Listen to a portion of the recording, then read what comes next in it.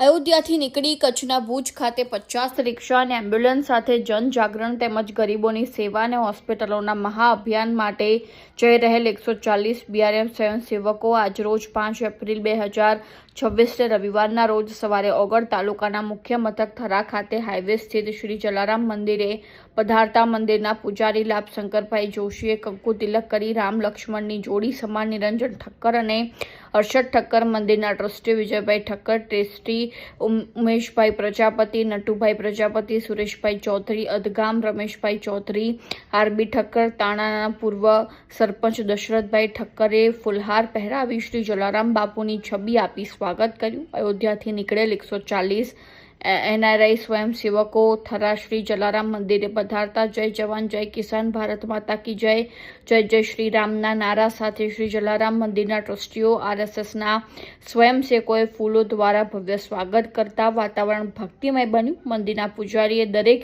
NRI સ્વયંસેવકોને કંકુ તિલક કરી આશીર્વાદ આપ્યા હતા। ચપૈયાથી ભુજ આ યાત્રા કરી છે, 7 દિવસની યાત્રા છે। આનો મતલબ શેનો હોય? અમે ચેરિટી ઓર્ગેનાઇઝેશન છે, અમે પૈસા રેઝ કરી છીએ અને કેન્યામાં આઈ કેમ્પ કરશે।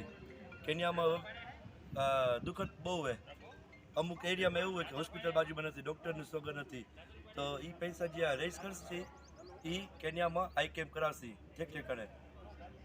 આમાં 87 રાઇડર્સ છે, 29 રિક્ષોઝ છે, સપોર્ટ સ્ટાફ છે, બધા થઈને અમે 140 માણસો છે। આ ટ્રીપમાં 4 ગ્રુપ છે, એમ્બ્યુલન્સ ભેગી છે, પોલીસ એસ્કોર્ટ ભેગું છે અને કાલે અમે ભુજ પૂર્ણવતી કરશી। અને સોફા અત્યાર સુધી આપણે 1,40,00,000 રૂપિયા ભેગા કર્યા છે અને હજી વધુ થવાના છે। જય શ્રી રામ।